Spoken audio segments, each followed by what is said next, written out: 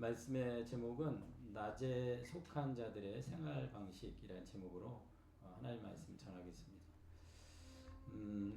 우리는 이제 주의 날에 누리는 특권이 있다라고 이렇게 말씀을 드렸잖아요. 그리고 주의 날에 빛의 자녀로서 신분과 지위가 있다.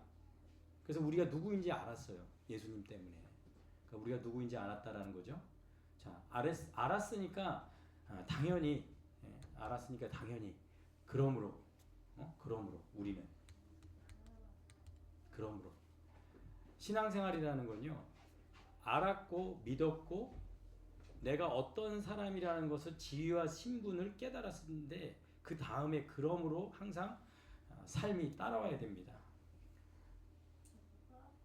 믿는 자가 누구인지 알았다면 믿는 자는 뭘 해야 되냐?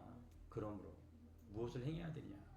그래서 알았으니까 그 알에 걸맞는 삶과 행동이 여러분 가운데 꼭 있기를 축복합니다. 그래서 오늘 우리에게 이렇게 얘기합니다. 그러므로 오직 깨어서 뭐 하라고요? 정신을 차릴지라 라고 말씀합니다. 정신을 바짝 차려야 됩니다. 영적으로 깨어 있으셔야 돼요. 그러므로 그러니까 우리가 주의 날에 어떤 사람이고 빛의 아들이고 그리고 어떤 특권을 갖고 있는지를 우리가 알았으니까 그러므로 오직 깨어서 주의 날을 정신 차리고 기다리고 준비해야 될 줄로 믿습니다. 이 깨어 있다라는 것은 분별력을 포함하는 거거든요. 자, 종말에 대해서 너무 지나친 관심을 가지고 이단에 빠질 수도 있고요. 또 무분별한 행동을 할 수가 있어요. 케냐에서는 보니까 23년에 이단 사이비 교주한테 빠져가지고 주님 만나려면 죽어야 된다 그래가지고 산속에 들어가가지고 440명이라는 그 시체가 발견이 됐다고. 그러면 나라가 뭐 발칵 뒤집혀졌죠.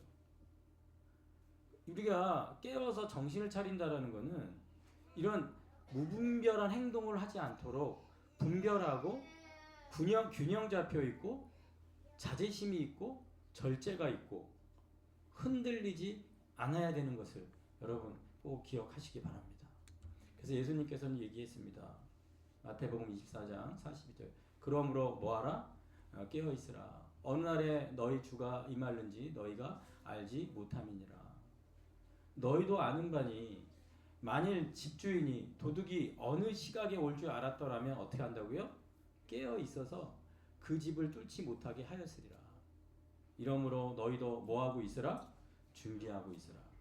그래서 한번 따라합시다. 깨어 있는 것은 준비하는 것이다. 깨어서 준비하고 있어야 된다라고 우리에게 말씀해 주셨어요. 그런데 문제는 뭐냐면 생각하지 않을 때, 그러니까 생각하지 않고 있는 거예요. 그러니까 문제는 여기 있는 거죠.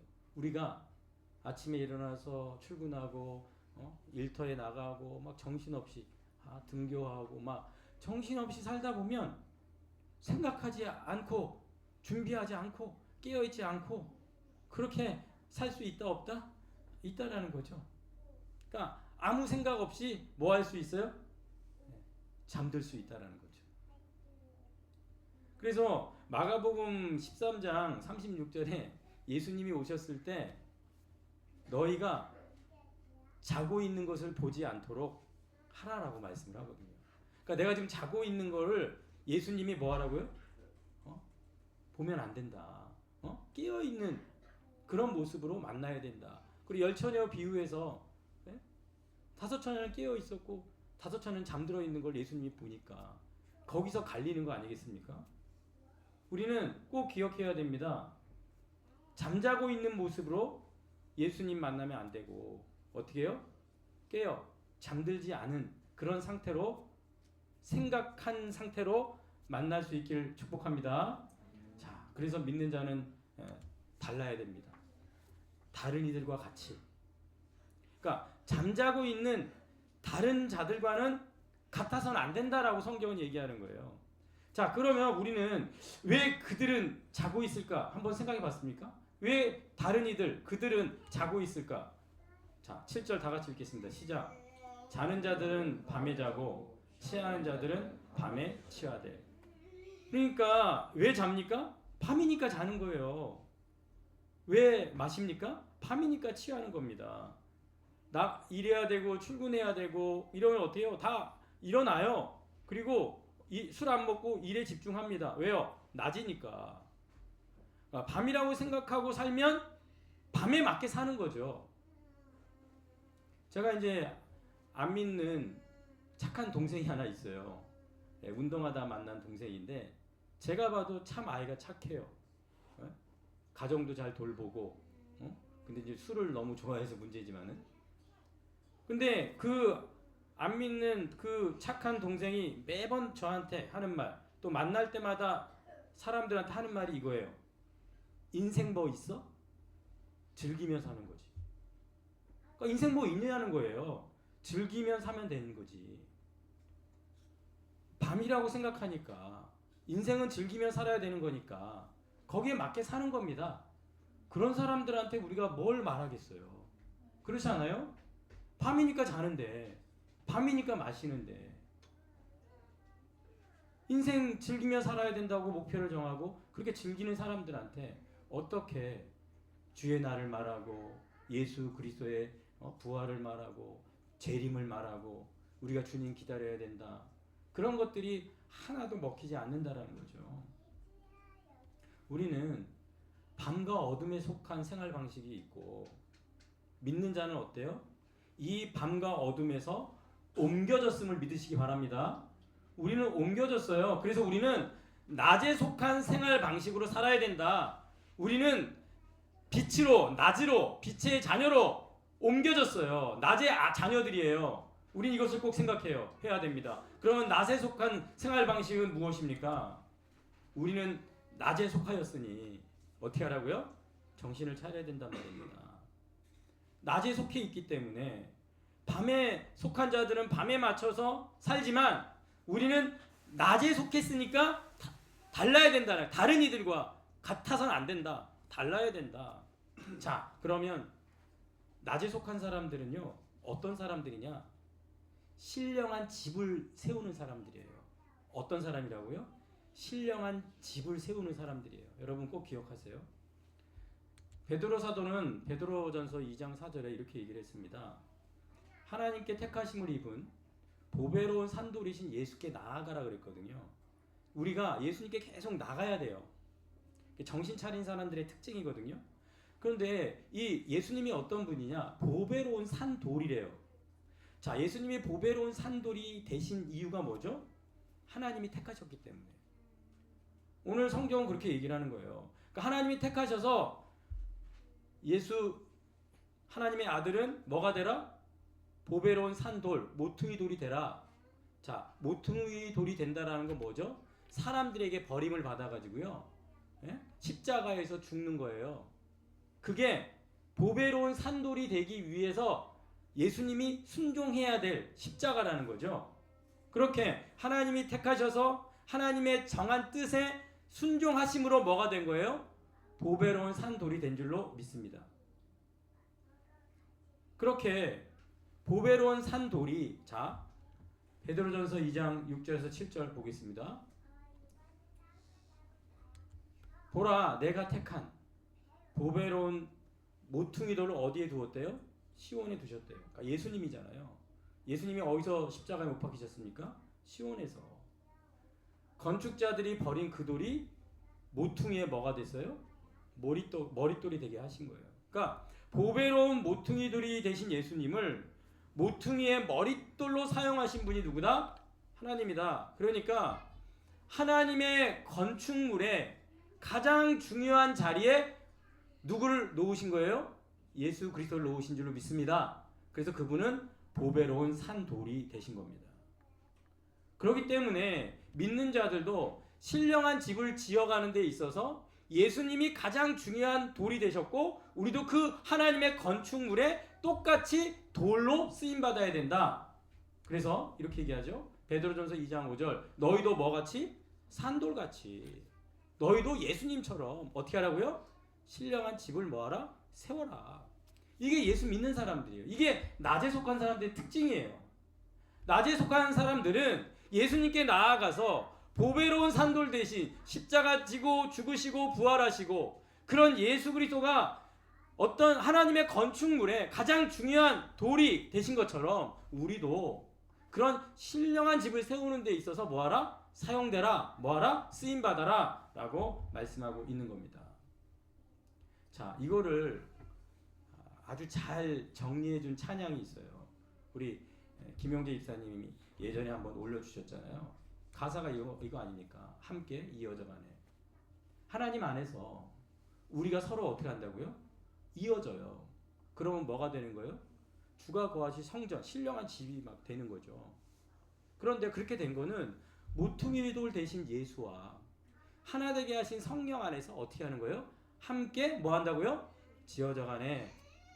이게 중요한 거예요. 그러니까 낮에 속한 사람들은 혼자서 자기의 경건과 혼자서 자기 믿음 하나 지키려고 발버둥 치는 게 아니라 신령한 집을 지어가기 위해서 하나님 안에서 서로 이어지고 하나님 안에서 함께 부딪히고 그렇게 내가 있어야 될 돌자리는 여기고 내가 있어야 될 돌자리는 여기고 그렇게 하나씩 벽돌처럼 함께 지어져 가는 게 낮에 속한 자의 믿음의 사람의 모습이다. 성경은 우리에게 말하고 있는 겁니다. 그렇기 때문에 우리가 예수님께 나아간다라는 것은 무엇이냐? 하나님의 건축물의 계획에 들어가는 거죠. 이거는 공동체를 떠나서는 불가능한 일이고 혼자가 아니라 타인과의 관계 속으로 들어가는 겁니다. 이게 뭐 하는 거예요? 함께 지어져 가는 겁니다. 타인과의 뭐예요? 관계 속으로 들어가는 것이죠. 그러므로 우리가 낮에 속한 사람들은 신령한 집을 세우기 때문에 이 신령한 집은 어떤 공동체여야 합니까? 사랑의 공동체여야 합니다. 그래서 8절에 이렇게 말하는 겁니다. 믿음과 사랑에 뭐를 붙이라고요? 호심경을 붙여라. 이 사랑 혼자 하는 건가요? 사랑 혼자 하는 거예요? 아니잖아요. 그러니까 믿음과 사랑은 함께 있는 거죠. 믿음이 있으면 뭐가 있어요? 사랑이 있습니다. 그래서 믿는 사람은 사랑으로 신령한 집, 사랑의 공동체, 사랑을 실천하는 거죠. 믿음과 사랑의 호심경 그랬을 때 호심경은 가슴에 붙이는 건데 이건 의로운 거예요. 의. 그러니까 믿음을 가지고 사랑을 실천하는 것이 뭐다? 의로운 거예요. 이 세상 앞에 의롭게 신령하게 서 있는 집이라는 것입니다. 이거를 갈라디아서는 이렇게 한 번에 정리를 해줬습니다. 보면 우리가 성령으로 무엇을 따라? 믿음을 따라 의의 소망을 기다린다 얘기해요. 그러니까 우리는 의로운 공동체로서 의롭게 계속 소망을 가지고 기다리는 존재인데 그러려면 어떻게 해야 돼요? 6절 그리스도 예수 안에서는 할례나 무할례자나 효력이 없을 때 어떤 사랑으로서 역사하는 믿음만이 우리를 의로운 소망으로 예수께 나아가서 계속 낮에 속한 사람으로 예수님을 기다리는 사람으로 만들어주는 줄로 믿습니다.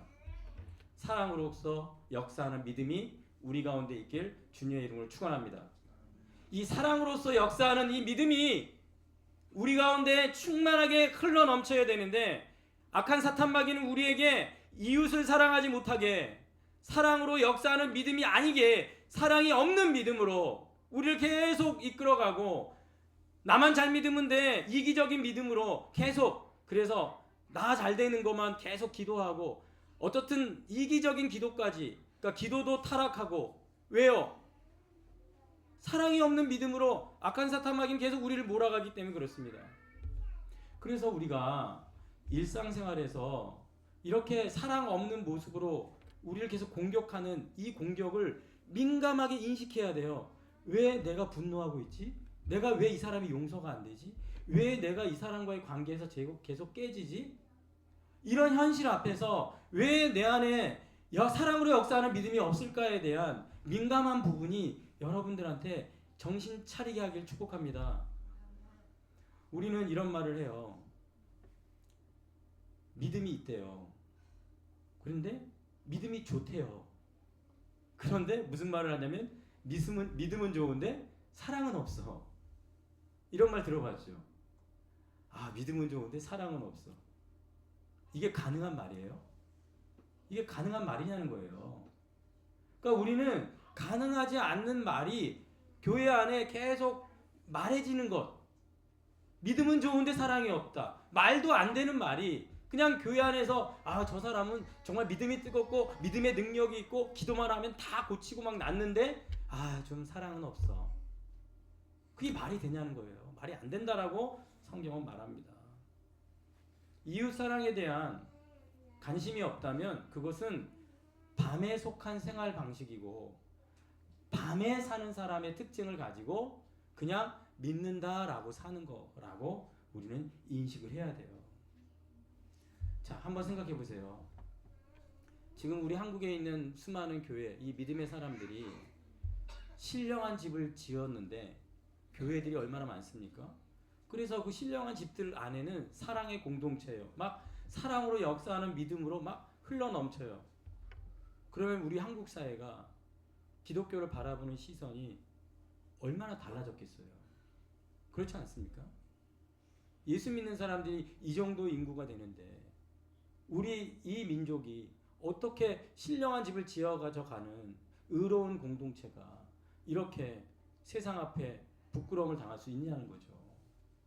우리는 꼭 기억을 해야 됩니다.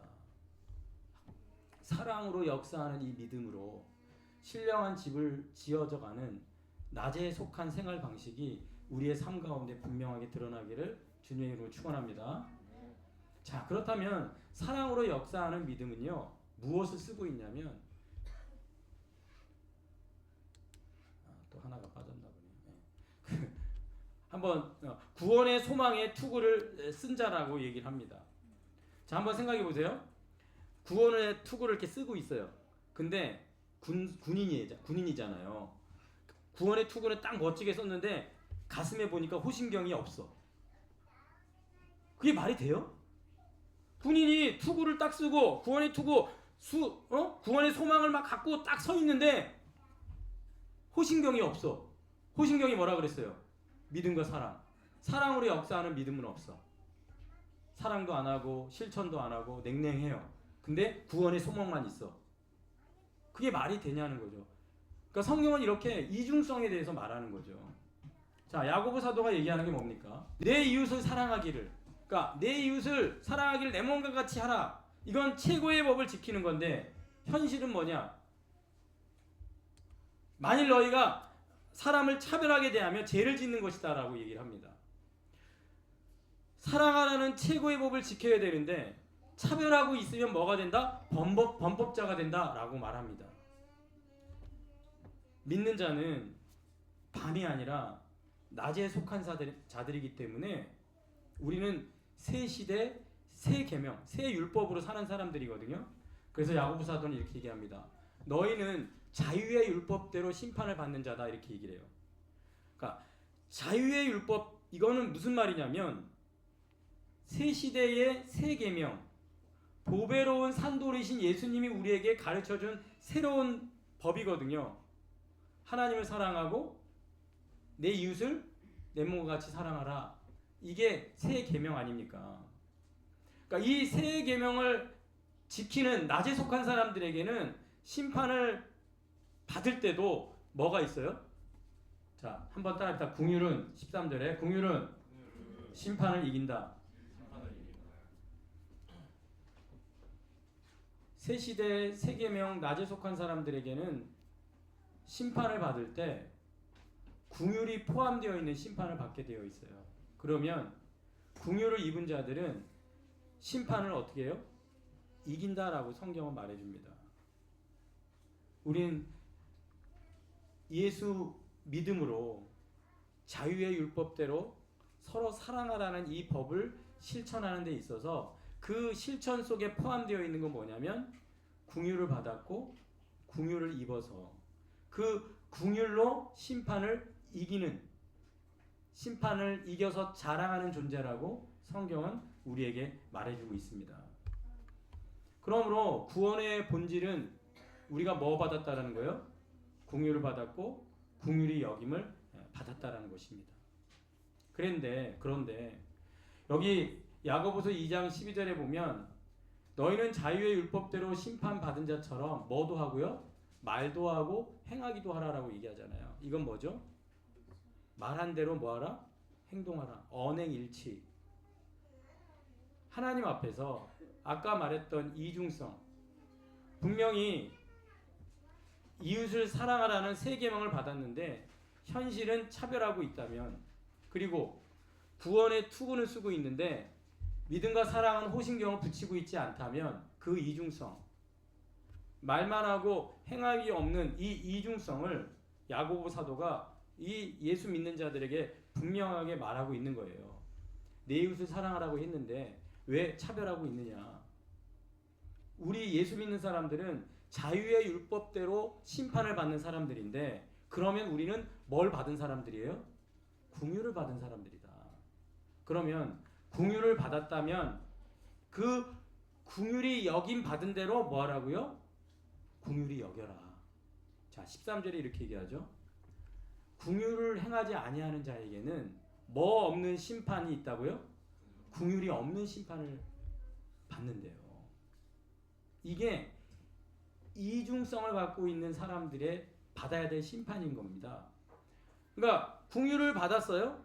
그러면 그 긍휼대로 행해야 되는데, 긍휼을 받아놓고 다른 사람 대할 때는 긍휼을 행하지 않아요. 1만 달란트 빚진 자가 주인이 탕감을 해줬더니 자기한테 100달리온 빚진 사람을 만났더니 그 사람을 옥에 가뒀어요. 그랬더니 예수님이 뭐라고 해요? 이 악한 종아, 내가 너를 다 탕감해주고 불쌍히 여겼는데 왜 너는 다른 사람들에게 똑같이 하지 못하느냐? 이 이중성에 대해서 악하다라고 말하고, 그리고 그렇게 긍휼히 행하지 아니하는 자에게는 긍휼이 없는 심판이 있으리라라고 성경 우리에게 말하고 있는 것입니다. 그러므로 우리는 낮에 속한 자들은 신령한 집을 지어가고, 그 신령한 집을 지을 때 사랑의 공동체를 만들어야 돼요. 그러면 그 사랑의 공동체의 핵심은 뭡니까? 우리가 사랑받았다라는 거 아닙니까? 우리가 긍휼히 여김을 받았다는 거 아니겠어요? 그래서 똑같이 다른 사람도 뭐 해라? 긍휼히 여겨라 라고 말씀하는 겁니다. 이것을 실천하지 못하면 우리는 구원의 투구는 쓰고 있는데 믿음과 사랑의 호신경을 붙이지 않고 있는 이중적인 신앙인이 되는 것을 성경은 우리에게 말하고 있는 것이죠. 자, 우리는 낮에 속한 생활 방식을 세상에 보여주어야 될 줄로 믿습니다. 그러면 세상이 여러분들을, 우리를 바라볼 때 우리가 예배드리고 기도하고 성경 읽고 큐티하고 열심히 금식하고 신앙생활하는 거, 그거 세상 사람들은 못 봐요. 관심도 없습니다. 우리가 기도하고 뭐 하는 거 관심도 없어요. 근데 어디에 관심을 보여요? 우리가 뭐 하면? 사랑하면.